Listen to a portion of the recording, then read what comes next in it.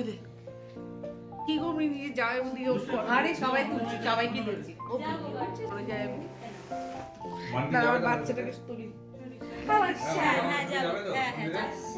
যাচ্ছে মান্টুর চুলটা দেখেছ না? আমি ওটাই দেখছিলাম মান্টু সেই মিষ্টি কাকু আসছে বাবা আসে ফটো মানে ওই বাবা এসেছিল লাস্ট তোমার যখন ওই পুজোর সময় এসেছিল।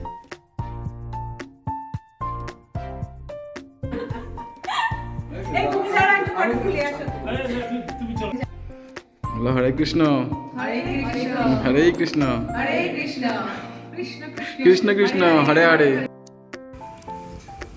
এটা ছিল ছোট বোনের বাড়ি। ছোট বোনের বাড়ি ঘুরে আমরা আবার মন্দিরে চলে গিয়েছিলাম। সন্ধেবেলাটা মন্দিরেই কাটলো। এখানে আমরা সেরকম কিছু কেনাকাটা করতে পারিনি, কারণ আমাদের অনেকটা সময় চলে গিয়েছিল, বেশিক্ষণ আর ছিল না। আর আরতিরও সময় হয়ে যাচ্ছিল, তাই একটু তাড়াতাড়ি মন্দিরে পৌঁছানোর ছিল।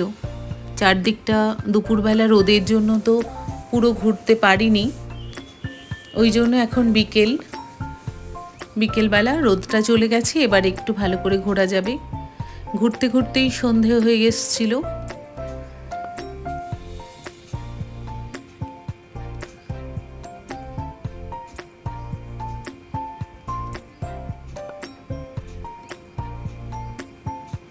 ছোট বোনকে আর ওই বোনের জামাইকে আমরা সঙ্গে নিয়েই এসেছিলাম, ওরা আমাদের ঘুরিয়ে ঘুরিয়ে দেখাচ্ছিল। মন্দিরের সামনেটায় যেতে যেতে অনেক বড় লাইন পড়ে গিয়েছিল, আর এইখান থেকে এই পাশের দোকানগুলো থেকে আমি আমাদের ভগবান কিনে নিয়ে এসেছিলাম। তো এই পরিক্রমা হচ্ছিল, পরিক্রমা করতে করতে যায় এবং আরতিও হয়।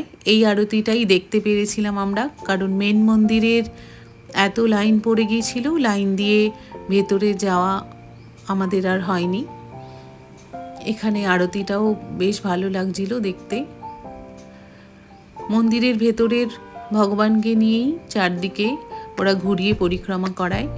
এইটা আগের মন্দির। খুব সুন্দর রাত্রিবেলাটা লাগছিল, লাইটগুলো জ্বালিয়ে দিয়েছিল সন্ধে হওয়ার সঙ্গে সঙ্গে, সেটাও দেখতে অন্যরকম লাগছিল। এখানে আমরা দাঁড়িয়ে পড়েছিলাম আরতির জন্য।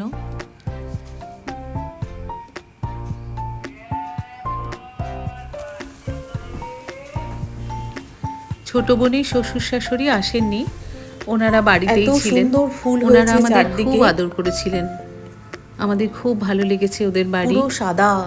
তারপর ওরা আমাদের এখানে বরফের মতো লাগছিল, যাতে মন্দিরের ভেতরে একটু যেতে পারি, কিন্তু এইদিকে লাইন ছিল প্রচণ্ড, তাই আমরা আর ভেতরে যেতে পারিনি।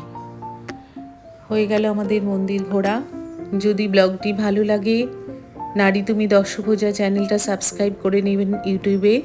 ভালো থাকবেন সবাই, ধন্যবাদ।